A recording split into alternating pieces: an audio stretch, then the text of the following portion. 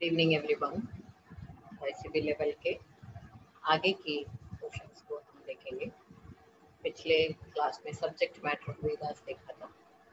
आज divisions of Vedas and chatur ashrama different stages of life के बारे में जानेंगे। So start with a small prayer. ओम भद्रं कर्णेभिः शृणुयाम देवाः भद्रं पश्येमाक्षभिर्यजत्राः स्थिरैरङ्गैस्तुष्टुवागुंसस्तनूभिः व्यशेम देवहितं यदायुः स्वस्ति न इन्द्रो वृद्धश्रवाः स्वस्ति नः पूषा विश्ववेदाः स्वस्ति नस्तार्क्ष्यो अरिष्टनेमिः स्वस्ति नो बृहस्पतिर्दधातु। ॐ शान्ति शान्ति शान्तिः।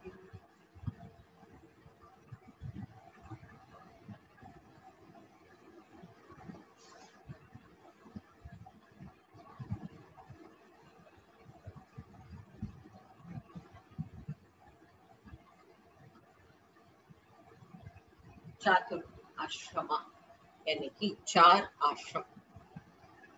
जैसे मैंने पिछले एपिसोड में बताया था, the Vedas according to its subject matter is divided into 3 and hence the part of Vedas are 4 in number: Brahmana, Aranyaka, Samhita and Upanishads. मंत्र को संहिता भी कहते हैं। पुराने जमाने का ये रीति रहा है कि मंत्र जो है, संहिता जो है, वो ब्रह्मचारी लोग जो 1 से 25 साल के बीच के लोग वो पढ़े, उसका मंत्रों का अध्ययन करें, मंत्र योग का साधना करें, साथ में अपनी लाइफ के डिसिप्लिन बनाए और वैदिक डेटीज का इन्वोकेशन करते हुए अपने स्पिरिचुअल पावर्स को भी या मटेरियल पावर्स को भी बना के चले। इसके लिए बनाया गया। I'll again say that there is no specific rules and regulation कि मंत्र सिर्फ 25 साल तक ही पढ़ाया जाता है, उसके बाद नहीं पढ़ा जाता। ऐसा कुछ भी नहीं है, but it just shows that you can divide your 4 stages of life in learning different phases of Veda, different parts of Vedas. The second phase 25 से 50 साल के बीच में, जब आप शादीशुदा होते हैं, गृह कार्य में इन्वॉल्व होते हैं, बच्चों को ऑफस्प्रिंग्स को आगे बढ़ाने की काम में रहते हैं, अपने इश्यूज को। उस समय ब्राह्मणा यानी कि आप अपने पतिदेव के साथ या पत्नी जी के साथ यज्ञ यागादि क्रियाओं में अपने आप को इन्वॉल्व कर सकते हैं। ब्राह्मणा वो रिचुअल्स को बताता है जो किस यज्ञ में, किस हवन में कौन सी प्रकार के, कौन सी मटेरियल्स इस्तेमाल होती है, कैसे इक्विपमेंट्स होता है, कौन सा मंत्र बोलने से ये रिचुअल परिपूर्ण होगा, ये सब ब्राह्मणा पार्ट है। एंड द थर्ड फेज इस वानप्रस्थ। जैसे ही नाम बताता है, वानप्रस्थ यानी कि प्रस्थान करना वन की ओर। टाइम हो गया है, अब बस अपने मटेरियल पोसेशन को नॉमिनी बना करके दे करके अपना बस ओनरशिप को त्याग के जाने का। इसका मतलब ये नहीं, पहले के लोग जरूर करते थे, एडमिनिस्ट्रेशन में जितने भी लोग थे, मिनिस्टर्स हुए, किंग्स हुए, सब यही करते थे। मगर साधारण लोग, कुछ लोग करते थे, कुछ लोग घर में रहते थे। But this is the stage where you should know how to detach yourself from your possessions, from your achievements. तो ये 50 से 75 साल के बीच में आ रहे अंतराल है, इसे वानप्रस्थ कहते हैं। ये संन्यास की ओर ले जाने वाला आश्रम है आपको।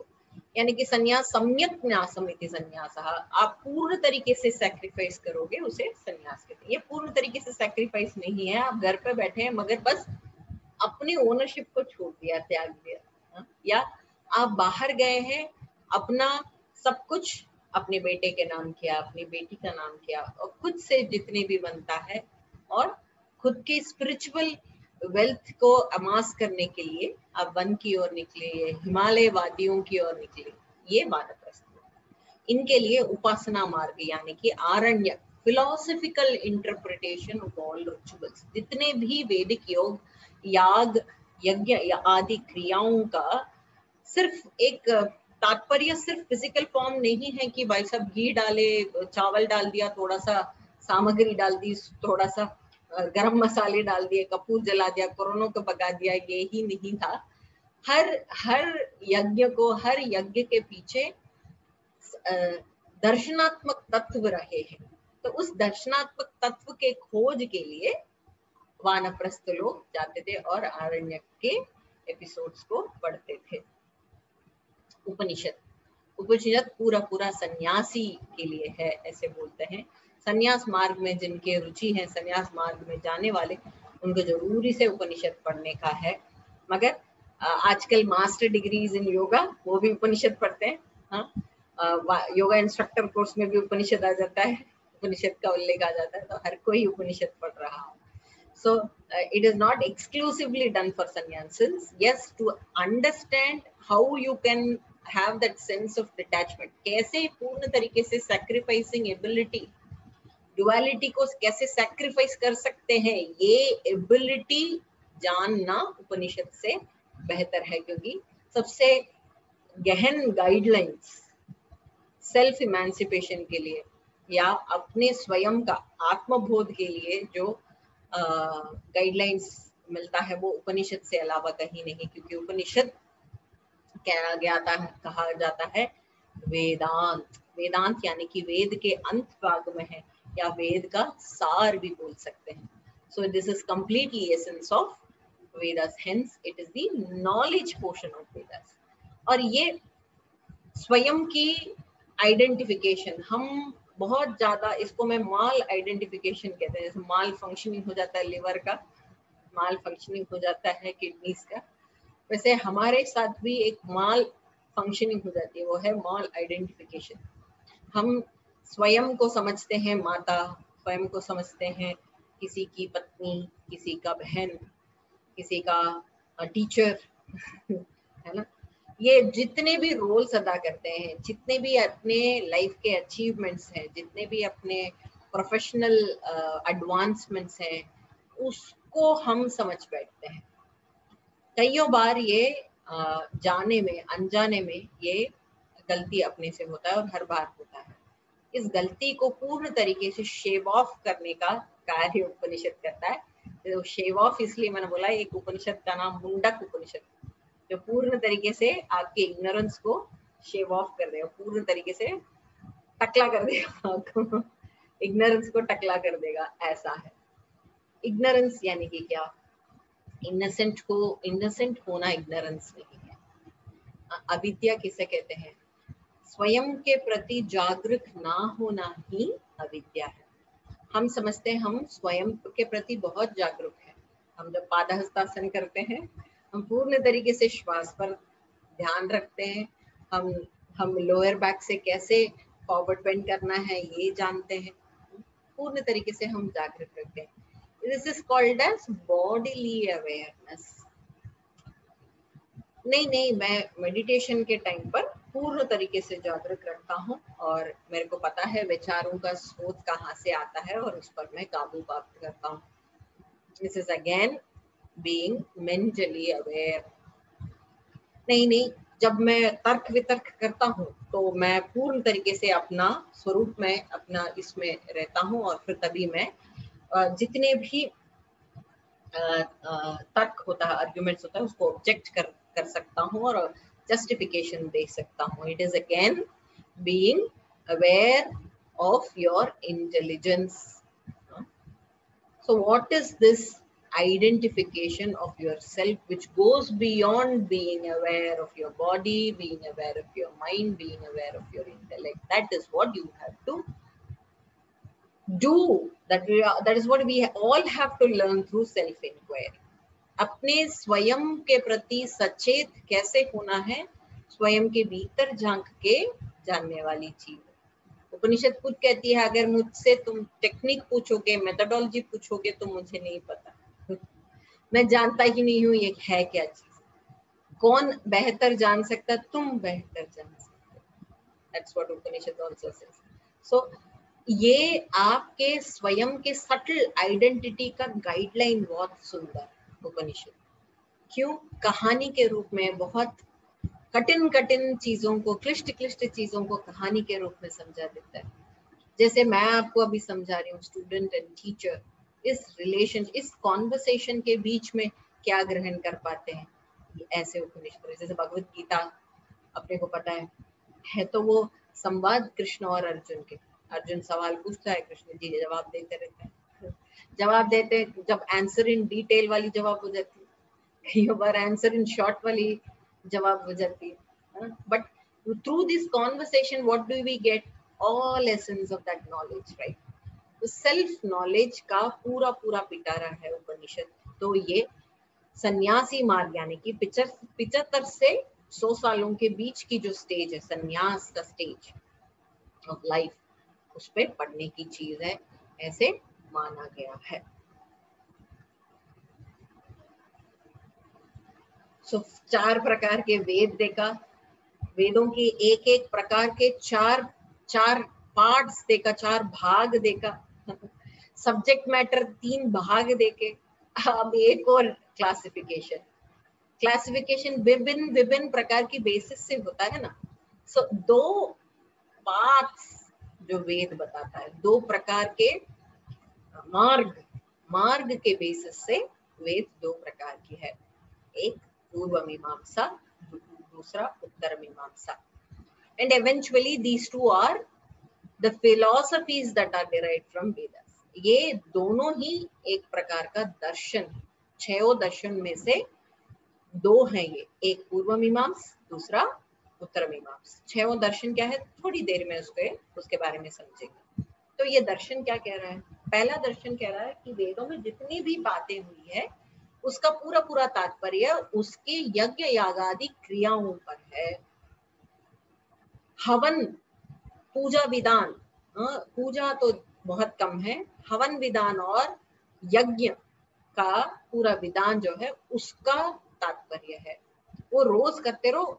शारीरिक शुद्धि तो है ही, है ना, फिजियोलॉजिकल शुद्धि तो है ही, और साथ में मानसिक शुद्धि भी है, त्राटक करते रहो उस फायर के साथ, है ना, आंखों की शुद्धि है और मन भी शांत हो जाता है, राइट। मंत्रों के उच्चारण से, मंत्रों को सुनने से ही मन, मतलब उस रेवर्बरेशन में जाकर के उस फ्रीक्वेंसी के साथ टिक के मन शांत हो जाता है। सो मंत्रों का उच्चारण करना तो दुगना बेनिफिट हो गया, साथ में प्राणायाम का भी इफेक्ट हो गया उसमें। So this is more important. ऐसे कुछ कुछ फिलोसफर्स बोलते हैं उसे पूर्व मीमांसा। पूर्व क्यों भैया? पूर्व इसलिए क्योंकि सबसे पहले ये रीति, ये रिवाज चल रहा था कि सबको यज्ञ याग आदि क्रियाएं करनी है और यज्ञ द्वारा ही सेल्फ रियलाइजेशन हो सकता है। गुरुजी डॉक्टर एच.आर. नागेंद्र कहते हैं कि ये जो पूर्व मीमांसा भाग है ना, ये जो है कर्मकांड जो भाग है वो टेक्नोलॉजी है। वेदों में जितने भी, जैसे वो साइंटिस्ट है तो साइंस ऑफ वेदा को उपनिषद उत्तर मीमांसा बोलते हैं और टेक्नोलॉजी साइड को पूर्व मीमांसा बोलते हैं। टेक्नोलॉजी क्यों? क्योंकि कितने इक्विपमेंट चाहिए, कितना ब्रिक्स लगना है, कौन सी सामवेदिक चैंट यूज करना है इस सोम यज्ञ में, कौन सा अब्लेशंस यूज करना है, घी यूज करना है, चावल यूज करना है, अब पका हुआ चावल यूज करना है कि सूखा चावल यूज करना है। So everything has its own significance because मिला जुला इफेक्ट ही आपको मेडिसिनल थेरेपेटिक बेनिफिट दे सकता है, करेक्ट। इस बारे में कोरोना काल ने बहुत अच्छे से समझा दिया आप लोगों को कि कौन से चीजों को रोज जलाने से हमारे लंग्स में वाइटल कैपेसिटी बढ़ती है या लंग्स की शुद्धिकरण होता है। कोई गुग्गुल, कोई सांब्राणी, तमिल में सांब्राणी कहते हैं, कोई कोई कपूर, कोई लौंग, कोई तुलसी है। हर कोई अपनी छोटी सी दिया में कुछ ना कुछ करते ही थे। So we knew which equipments, which ingredients can give what utility। तो ये बेसिकली टेक्नोलॉजी है, ऐसे गुरुजी बता देते। उत्तर मीमांसा, उत्तर मीमांसा यानी कि उपनिषद को ही उत्तर मीमांसा कहते हैं। अब आपको पता है 3 नाम हो गया है ना, you can note this down. उपनिषद का दूसरा नाम वेदांत भी है, वेदांत या उपनिषद का तीसरा नाम है उत्तर मीमांसा। तो जब हम उत्तर मीमांसा बोलते हैं तो उपनिषद को ही वो डिनोट करता है, ये याद रखिएगा। तो ये उत्तर मीमांसा या उपनिषद या वेदांत क्या कहता है, थोड़ी ही देर पहले मैंने आपको बताया था। This constitutes the principles, this constitutes the knowledge principle of how you can realize, how you can emancipate yourself।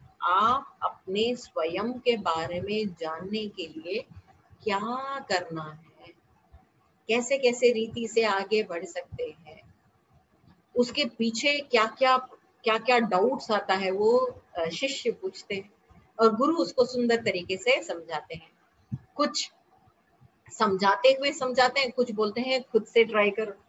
याद है ना पंचकोश विवेक में भृगु महर्षि कैसे, भृगु महर्षि को वरुण उनके पिताजी ने कैसे शिक्षा दी है। कोई A for apple, B for ball करके ब्लैक बोर्ड में लिखा के या पावर पॉइंट जैसे समझा करके नहीं बताया। उन्होंने ये बोला जाओ बेटा खुद से देखो। सो खुद से जाओ, खुद से पहचानने के लिए भी एक गुरु का ब्लेसिंग की जरूरत होती है। So that's so beautiful about acquiring that spiritual wisdom। so गुरु चाहे आंख भी इशारा भी कर दे तो शायद हमारा ऐसे अवस्था बन जाए, ऐसे स्टेज आ जाए कि खुद से हम आंसर्स ढूंढ पाए। सो उत्तर मीमांसा या तो खुद से आंसर ढूंढने वाले सेल्फ इंक्वायरी को बताएगा या कुछ ऐसे गाइडलाइंस बता देगा आपके स्पिरिचुअल विजडम को आगे बढ़ाने की। तो उत्तर मीमांसा, hence it is the science of Vedas, that's what he calls it as। so Purva Mimamsa is called technology of Vedas and Uttara Mimamsa is also called as science of Vedas। now moving ahead, प्रस्थान त्रय बहुत बहुत important चीज है। प्रस्थान यानी कि journey. कहाँ जा रहे हैं भाई, कोलकाता जा रहे हैं? नहीं, कहीं नहीं जा रहे। ये प्रस्थान, ये जर्नी किस और है? अधि आत्मनिति अध्यात्म, गोइंग टुवर्ड्स सेल्फ इज अध्यात्म, है ना। अपनी ओर जाने की जर्नी को प्रस्थान कहा गया है। तो इस अपनी और अध्यात्म की ओर जानने वाले प्रस्थान के लिए 3 एपिक बुक्स है, लिटरेचर है, इसीलिए इसको प्रस्थान त्रय कहते हैं। देयर ऑल क्लासिकल टेक्स्ट, बहुत अथॉरिटेटिव है, प्राइमरी सोर्सेस माना गया है। एंड देन वेदांत इस पर बहुत जम के डटा हुआ है। अद्वैत वेदांत ही नहीं, बहुत सारे स्कूल्स हैं। इन प्रस्थान त्रय में पूरी अच्छी तरीके से जमी हुई प्रिंसिपल्स हैं। तो प्रस्थान त्रय 3 प्रकार के हैं, श्रुति प्रस्थान, स्मृति प्रस्थान एंड न्याय प्रस्थान। श्रुति जैसे नाम सजेस्ट करता है, ये सुने हुए चीजें, कभी लिखी हुई होती तो इसको हम लेखक बोलते, लिखी हुई, लिखित बोलते, मगर वेदों को श्रुति नाम बोलते हैं, अपौरुषेय नाम बोलते हैं। किसी ने लिखा नहीं, ना किसी ने उसको नोट्स लिया, जैसे आप लोग अभी नोट्स ले रहे हैं, किसी ने नोट्स भी नहीं लिया, नोट्स लेने ही नहीं दिया। सुनो और मन में छापो, मन में छपी हुई वो उन इमेजेस के द्वारा खुद बोलो। तो ऐसे मंत्रों का इतने बड़े बड़े पैराग्राफ्स, इतने बड़े बड़े चैप्टर्स, इतने बड़े बड़े मंडलों का मंत्र स्वयं अध्ययन करते थे। ये सिर्फ लेफ्ट ब्रेन ओरिएंटेशन की बात नहीं है, ये राइट ब्रेन ओरिएंटेशन की बात भी है। अगर आपके भीतर क्रिएटिविटी पोटेंशियल्स को नहीं बढ़ाएंगे तो कैसे याद रहेगा?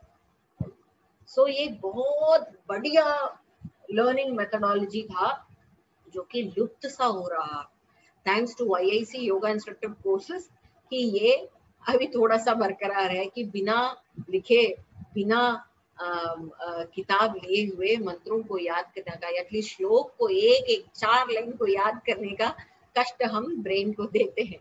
तो shruti is just listening, directly heard और रिवील। व्हाई हर्ड भैया?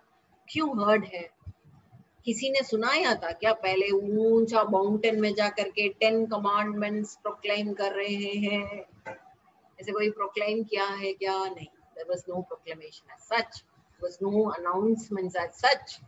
So what are they basically? These are riches. ये वह ऋचाएं हैं जो हमेशा कॉस्मिक स्पेस में रहता है, हमेशा आपके चिदाकाश में रहता है। चिदाकाश बाहर भी है, भीतर भी है ना, चित्त की आकाश भी चिदाकाश है। तो चित्त के भीतर जाने के बहुत अनेक अनेक तरीका है। तो गहन समाधिस्थ अवस्था में ऋषि मुनियों ने इन चिदाकाशों के ऋचाओं को, मंत्रों को डिस्कवर किया। सो इसीलिए इन्होंने सुना, देखा, लिखा नहीं, है ना। सो श्रुति प्रस्थान, सो ये सारे श्रुति प्रस्थान सारे वेदों को बताए गए। चारों वेदों का भाग यानी कि संहिता, ब्राह्मणा, आरण्यका, उपनिषद, ये सारे श्रुति प्रस्थान में आएंगे। वेदांग भी श्रुति प्रस्थान के अंतर्गत आएंगे, उपवेद भी श्रुति प्रस्थान के आएंगे। वेदों से लिए गए सारे फिलॉसफीज, क्षर दर्शन श्रुति प्रस्थान के अंतर्गत आएंगे। क्यों? क्योंकि वेदों से ही तात्पर्य है इसका, है ना। स्मृति प्रस्थान, स्मृति यानी कि क्या? स्मृति यानी कि याददाश्त, है ना। किसी के याददाश्त से कुछ लिखाया गया, याददाश्त से लिखाया गया चीज को स्मृति प्रस्थान कहते हैं। तो इसके अंतर्गत आता है सारे इतिहास यानी कि epics, Ramayana and Mahabharata, Iliad Odyssey नहीं। Why only Indian epics? Because Indian epics are rooted with the ethical values, rooted further with spiritual wisdom. So वेदांतिक wisdom के लिए जो साथ देता है वही टेक्स्ट को हम प्रस्थान के लिए ले जा सकते हैं। कौन किससे लड़ाई करके किसके वाइफ को अपना क्वीन बनाया, ये एपिक नहीं है। है ना।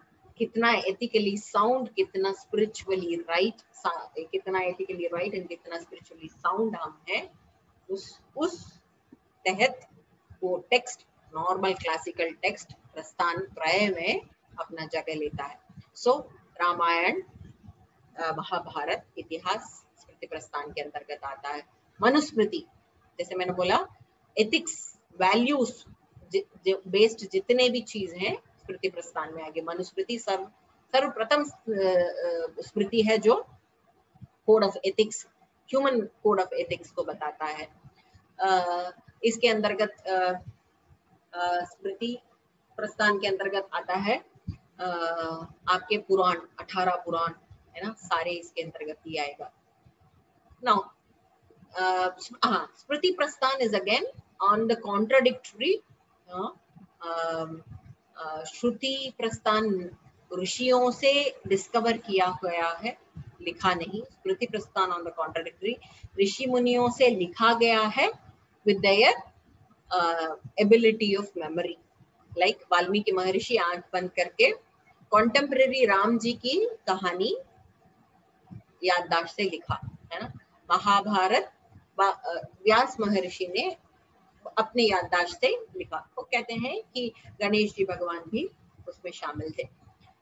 So based on their intelligence, based on their memory, when Rishi Munis write, they get their place in Smriti Prasthana. न्याय प्रस्थान, न्याय यानी कि लॉजिक, है ना। सो लॉजिक द्वारा अगर स्पिरिचुअल विजडम को समझाया जाए तो वो न्याय प्रस्थान है उसका एग्जाम्पल है Brahmasutra. Brahmasutra basically philosophical interpretation है वेदांत का, कि वेदांत कितना अच्छा फिलोसफी है और कितना रेलेवेंट है अपने लाइफ में, इसको बताने आया है ये ब्रह्मसूत्र। सूत्र यानी कि इंग्लिश में अफोरिज्म्स कहते हैं, हिंदी में अगर समझना है तो it is like thread like Mala, like beads, Mala with full of beads. ऐसे हम समझ सकते हैं कि एक बीड जैसे दूसरे बीड से जुड़ा हुआ है, वैसे ये माला पिरोया गया है बहुत सारे छोटे छोटे फॉर्मूला से, बहुत सारे छोटे छोटे सूत्रों द्वारा, है ना। इसीलिए इसे सूत्र कहते हैं, एफोरिज्म्स कहते हैं, फॉर्मूलास कहते हैं। We'll again talk about every prasthana text in detail, starting with Upanishads. उपनिषद जैसे मैंने बोला है, ये उपनिषद, उप यानी कि पास में, निषद यानी कि बैठना, पास में, गुरु जी के पास बैठना, यही अर्थ है उपनिषद का। गुरु जी के पास बैठने से वेदांत समझ में आता है क्या? बिल्कुल समझ, पास नीचे बैठने से बहुत समझ में आता है। To me, it is because of the energy that the Guruji emanates from him, and that transference of wisdom can happen only through energy transference. इतना दिमाग नहीं है कि हम ऐसे सुपरलॉजिकल चीजों को समझ पाए।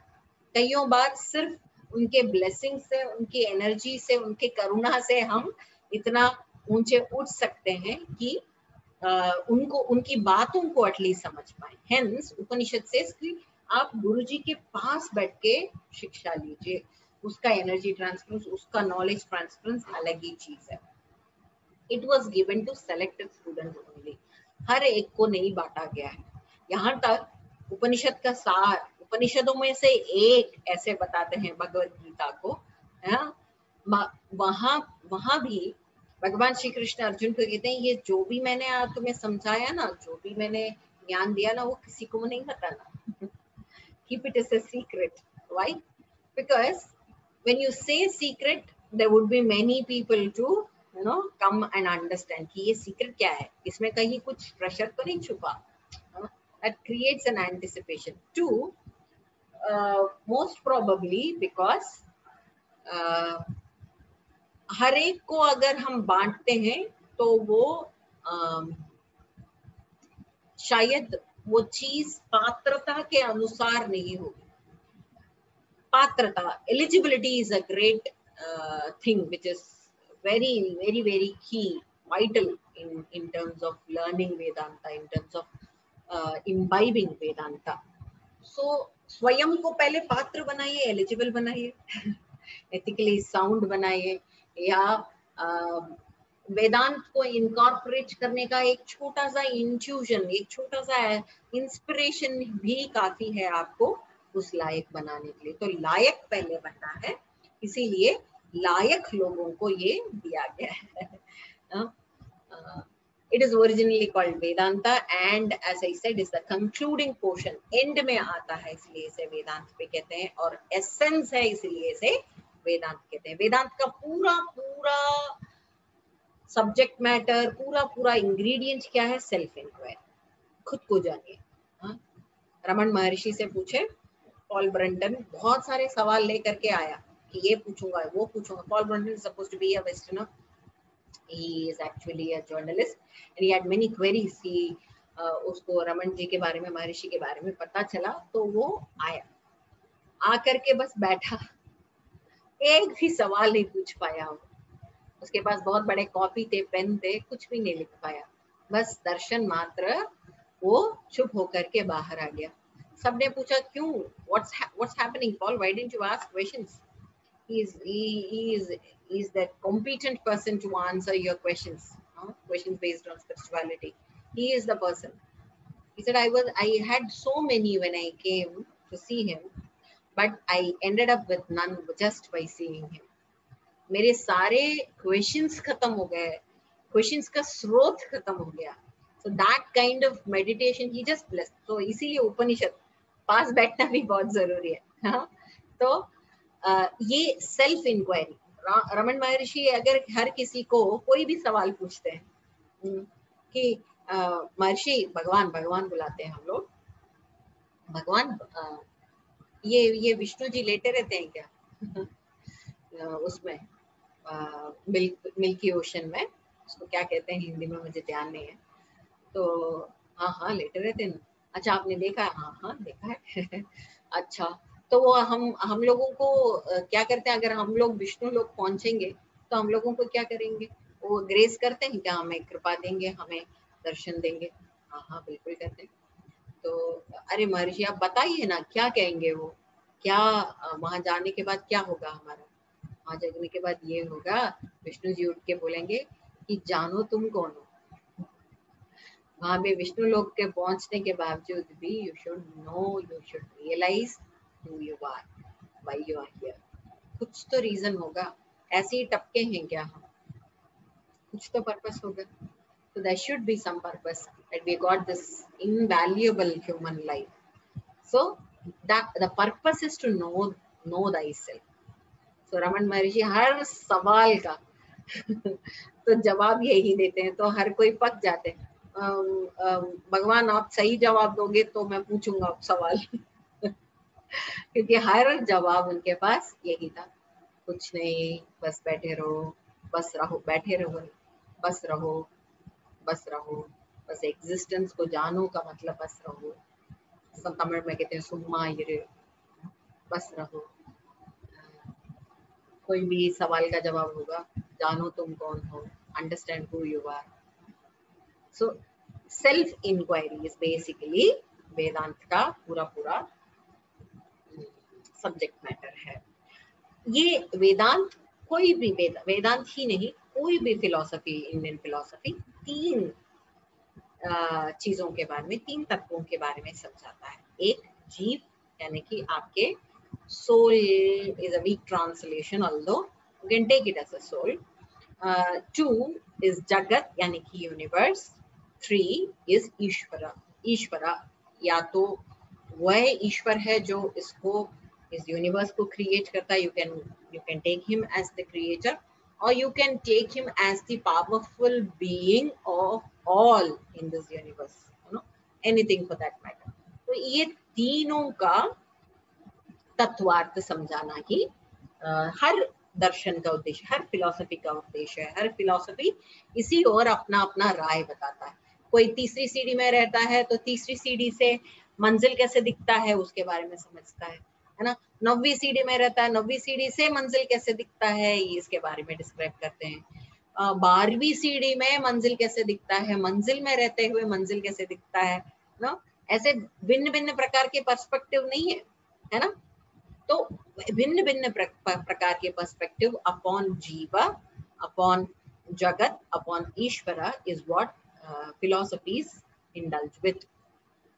आखिरकार ये जो individual soul, you can call it a soul, और I prefer it to be, you know, to be called as, to be termed as individual self, which we call as Atman or Atma, उसको कैसे उस universal self के साथ, universal divine consciousness के साथ मिलान करना है, यही उद्देश्य, यही उपनिषद का उद्देश्य है, यही योग का उद्देश्य, यही हर फिलॉसफी का, हर दर्शन का उद्देश्य। अल्टीमेट रियलिटी को कैसे जाने, सही चीज क्या है, कौन सी चीज परमानेंट है, किससे उतारने से हमारा परम सुख की प्राप्ति, किसे अपने जीवन में लाने से परम सुख की प्राप्ति होती है, किसे उतारने से हमें extreme amount of power, creativity, freedom from all sufferings and bondages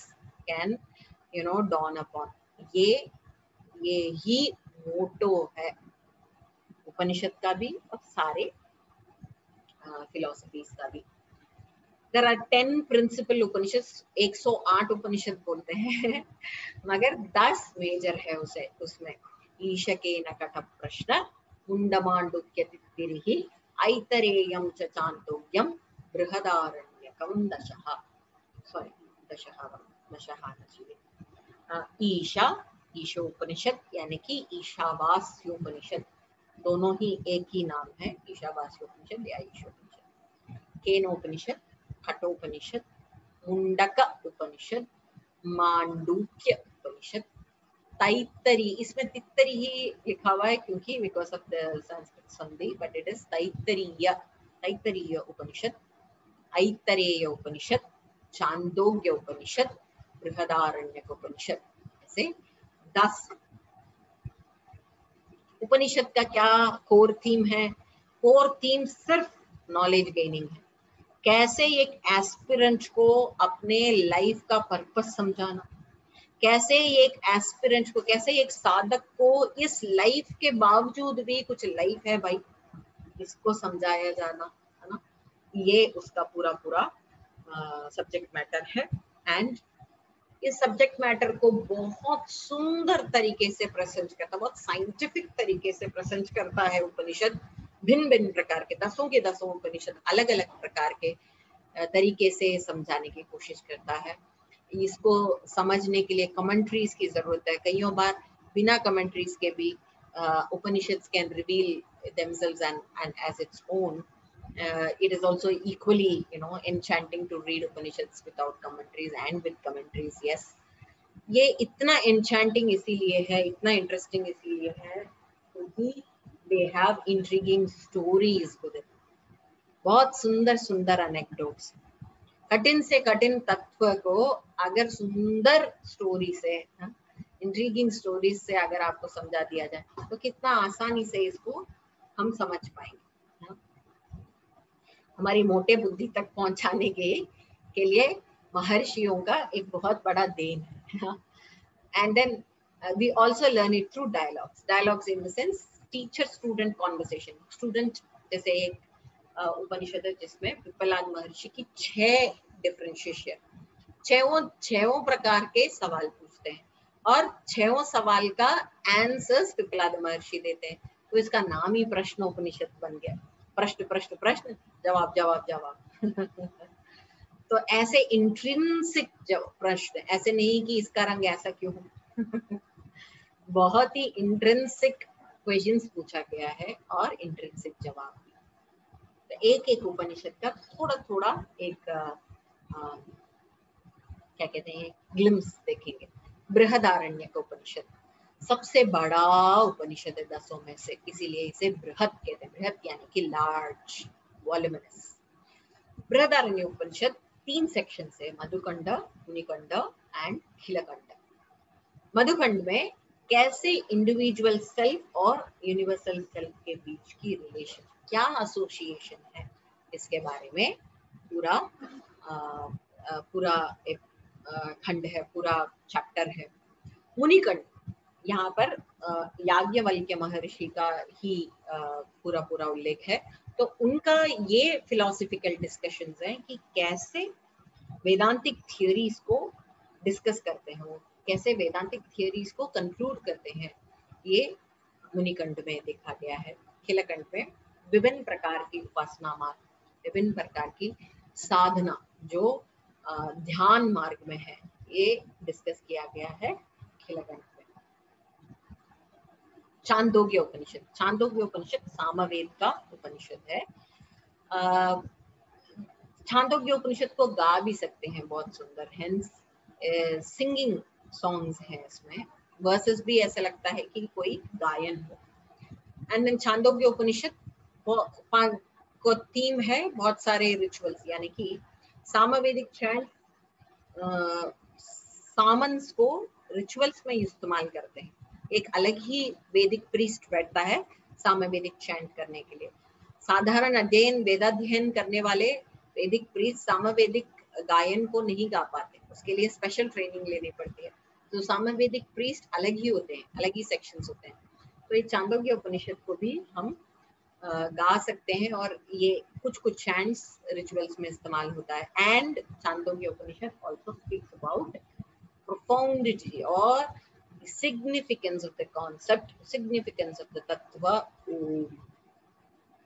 ओम खाली एक सिंबल नहीं है, ओम खाली एक कनेटेशन नहीं है, ओम खाली एक साउंड वर्बल रूट नहीं है। ओम है क्या चीज ओरिजिनली? ओम स्वयं को दर्शाता है, इसके लिए सुंदर उल्लेख छांदोग्योपनिषद है, ऐतरेय उपनिषद ऋग्वेदिक उपनिषद है, क्योंकि मैंने बोला ना हर उपनिषद हर वेद का अंत में है। सो हर एक वेद के अलग अलग उपनिषद, एक वेद में से 2-3 उपनिषद भी मिलती। तो ऐतरेय उपनिषद ऋग्वेद के, ये कैसे रिचुअल्स का क्या डीपर मीनिंग है? Sacrifices, by the term sacrifices, sorry, when I mean sacrifices, it means the rituals, Vedic rituals। ऐसे नहीं है कि हम बकरा काट रहे हैं उसको सैक्रिफाइस नहीं बोलते हैं। सैक्रिफाइस यानी कि रिचुअल्स, वैदिक रिचुअल्स को सैक्रिफाइस कहते हैं, क्योंकि यज्ञ टर्म को ही भगवत गीता में बताया कि कर्मयोग, सेल्फलेस सर्विस, सेल्फलेस यज्ञ है ना। तो यज्ञ, यज्ञ का डीपर मीनिंग क्या है, ये ऐतरेय उपनिषद समझाता है। तैत्तरीय उपनिषद यजुर्वेद का पार्ट, इसमें बहुत सारे विभिन्न प्रकार के कॉन्सेप्ट्स देखा गया है। तैत्तरीय उपनिषद में तीन प्रकार के चैप्टर्स हैं, उससे एक एक प्रकार के चैप्टर को, जैसे बृहदारण्य में खंड बताया, वैसे तैत्तरीय उपनिषद में उसे वल्ली कहते हैं, शिक्षावल्ली, ब्रह्मानंदवल्ली एंड भृगुवल्ली। शिक्षावल्ली, शिक्षावल्ली में आप फोनेटिक्स के बारे में जानते, कैसे बोलना है, साउंड्स है ना, साउंड्स का इफेक्ट क्या है, उसको उसका प्रॉपर प्रोनाउंसिएशन कैसा है, और उससे हम कैसे उत्थान कर सकते हैं spiritually, all those things. And then शिक्षावली में बहुत इंपॉर्टेंट एक चैप्टर है, बहुत इंटरेस्टिंग चैप्टर है, बहुतों को पता ही नहीं है, सत्यम वद धर्मम चर, है ना। स्वाध्याय को नहीं छोड़ना है, माता पिता ही देव है ना। ये सारी चीजें शिक्षावल्ली की बात है। मातृदेवो भव, पितृदेवो भव, आचार्य देवो भव, अतिथि देवो भव, हमने जाना है, ऐसे बहुत सुने हैं। ये कहाँ पे मिलती है? ये शिक्षावल्ली। तो ये कब बोला गया है? ये तब बोला गया है कि जब पूरा साल वेदाध्ययन करके, पूरा अंदर बाहर सारे इंट्रिंसिक डिटेल समझते हुए, सारे रिचुअलिस्टिक फॉर्म्स को समझते हुए, स्पिरिचुअलिस्टिक फॉर्म को समझते हुए, वेद को समझते हुए जब बाहर निकलता है एक स्टूडेंट, तो एक सेरेमनी नहीं होती, हमारे पास नहीं होती। YAC सर्टिफिकेट मिलता है तो एक वैलिडिटी सेरेमनी नहीं होती, जिसमें प्राइज डिस्ट्रीब्यूशन के साथ सर्टिफिकेट्स मिलता है। तो सर्टिफिकेशन के टाइम पर कुछ वर्ड्स ऑफ एडवाइस आचार्य कहते हैं। तो यहाँ से बाहर तो जा रहा है, जाएगा तो सोसाइटी से मिलेगा, सोसाइटी तो भिन्न भिन्न प्रकार के बहुत सारे लोग मिलेंगे, तो तुम्हें कैसे रहना है? सत्यम वद, सत्य ही बोल, धर्म के साथ ही रह, स्वाध्याय को मत छोड़ना, स्वाध्याय को छोड़ दोगे खुद का अस्तित्व खत्म हो जाएगा। स्वाध्याय को कभी नहीं छोड़ना, सेल्फ स्टडी बना के रखना, ये मत समझना कि मैं स्टूडेंट लाइफ को खत्म कर दिया, आखिरी तक स्वाध्याय बना के रखना। ऐसे ऐसे ब्यूटीफुल पीसेस ऑफ एडवाइस तो ये शिक्षावल्ली में दिखाई देते। Brahmanandavalli, Brahmanandavalli, the word itself, the term itself says कैसे आनंद मीमांसा, कैसे आप आनंद को समझ सकते हैं, रियलाइज कर सकते हैं, इसके बारे में है। एंड कुछ इंटरेस्टिंग डिटेल्स हैं कि ब्रह्मानंद जो अल्टीमेट ब्लिस का लेवल कैसे होगा तो उसके लिए एक हायरार्की बताया है कि नीचे का आनंद कैसा है। सबसे पहला आनंद मनुष्य आनंद है, हम लोगों का आनंद है। वो भी कैसा? जब हम हष्ट पुष्ट रहते हैं, कोई भी प्रकार का तनाव नहीं है, शारीरिक बीमारी नहीं है, कोई खामी नहीं है, ना कंधा दुखता है, ना गर्दन दुखता है हमारा।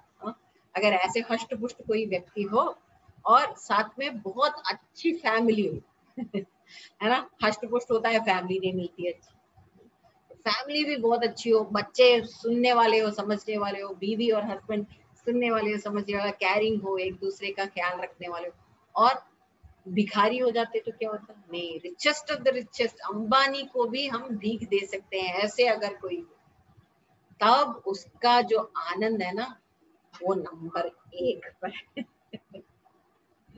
वो नंबर 1 पर है। और आगे आगे अगर आप इस स्पिरिचुअल मार्ग में जाएंगे तो ब्रह्मानंद, उससे 1 to the power of 10, 1 to the power of 100, 1 to the power of, ऐसे आपके ग्रेडेशन बढ़ते जाएंगे, ऐसे आनंद।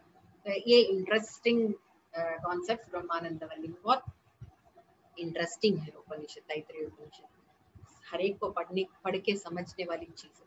भृगुवल्ली बहुत फेमस, सारे योगियों में से फेमस पंचकोश कॉन्सेप्ट है ना, भृगुवल्ली में है। कैसे भृगु महाराज, भृगु महर्षि अपने पिता वरुण देव से विभिन्न प्रकार के अपने भीतर के परतों को ही समझते हैं और उससे कैसे ट्रांसेंड किए और कैसे अपने स्वरूप को जाने, इसका एक सुंदर स्टोरी है। ईशावास्योपनिषद, जैसे नाम सजेस्ट करता है कि ये ईशावास्योपनिषद, ईश का वास, ये पूरे यूनिवर्स जो है ना वो ईश्वर का वास है, ऐसे बताता है। ईशावास्यमिदगुं सर्वं यत्किंच जगत्यां जगत् तेन भुञ्जीताः मा कृतः कस्य सिद्धनम्, ऐसे शुरू होता है। पूरा जो यूनिवर्स है, पूरा जगत में जितने भी चीज है ना, छोटे से छोटी चीज, बड़ी से बड़ी चीज, सब कुछ ईश का वास, सभी में ईश का वास। माँ गृतः, क्यों किसी को हेट करना है? अगर ऐसा है तो हेट्रेड ही नहीं आएगा। ये अपना, ये तेरा, ये मेरा, ये कैसे होगा जब सभी ईश का वास है। एक पोल्ट्री फार्म में जाओ, हाँ, और पीली वाली छोटी सी चिक को उठाना है, कैसे उठाओगे? पीली चिकन तो पूरे ही है पोल्ट्री फार्म में। तो हम सब वो चिक्स हैं, बस हमें लगता है नहीं, मेरी नाक थोड़ी सी लंबी है तो मैं ललिता हूँ। मेरी कान थोड़ी सी छोटी है तो मैं काव्या हूँ। That's what we think. So पूरा यूनिवर्स में जितने भी चीज ये है वो ईशावास है, ऐसे ईशावास्य उपनिषद कहता है। और बहुत सुंदर कर्मयोग का कॉन्सेप्ट ईशावास्य उपनिषद में दिखाई देती है। आप लोग जो बोलते हो सूर्य नमस्कार का मंत्र याद है ना, हिरण्मयेन पात्रेण, ये ईशावास्य उपनिषद से आया हुआ है। सो बहुत ही छोटा मगर सुंदर, बहुत एकदम डायरेक्टली आपके हृदय को छूने वाला ईशावास्य उपनिषद है। केन उपनिषद, I'll end with this slide. केन उपनिषद, केन संस्कृत में केन यानी कि किससे, बाई हूं, है ना। केन उपनिषद 2 सेक्शंस हैं उसमें, एक प्रोस है, पूरा प्रोस है, एक पोएटिकल वर्सेस, बहुत क्यूट है, बहुत छोटा सा है, मगर बहुत बड़ी कॉन्सेप्ट को सुचवा लेता है कि कैसे करेंगे, किससे हो रहा है ये। तो फॉर एग्जाम्पल आप एक रिंग को देख रहे हो, है ना, रिंग को देख रहे हो तो किससे देख रहे हो? आंख देख रहा है, आंख देख रहा है, मगर आंख तो एक फिजिकल अपैरेटस है, आंख के पीछे एक सेंस ऑफ सीइंग, एक सीइंग एबिलिटी, उससे हम इस रिंग को देख पा रहे हैं, या ये हाथ को देख पा रहे हैं। सेंस ऑफ सीइंग और एबिलिटी ऑफ सीइंग के पीछे कौन है? जब तक वो ऑप्टिकल नर्व्स ब्रेन में जाकर के उस इमेज को, मिरर इमेज को सीधा नहीं कर देता, उल्टे हुए इमेज को सीधा नहीं करता, सब शीर्षासन करे हुए दिखते अपने को। तो सही मायने में कौन देख रहा? आंख देख रहा है क्या? सीइंग एबिलिटी देख रही है क्या? देख रहा है। ब्रेन अगर कॉग्नाइज कर रहा है तो कॉग्नाइज करने के पीछे भी कोई एबिलिटी है। अगर नहीं होता तो कोमा में रहते हुए या आंख खुले हुए जिसका होश नहीं है, आंख खुलने के बावजूद भी, ब्रेन का आधा फंक्शनिंग चालू होने के बावजूद भी प्रोसेसिंग नहीं हो पाती. So there is something higher than brain's processing ability which makes you see. तो सिंपली देखने के लिए कौन देख रहा है, किससे मैं ये रिंग देख रहा हूँ, बस ऐसे सोचो. ऐसे सुझवाती है केनोपनिषद.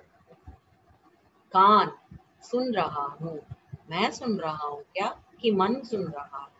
4-5 शब्द मम्मी बोल के चली जाती है, हम तो अपने स्मार्टफोन में. कान तो सुनाई दिया, मगर माँ ने क्या बोला.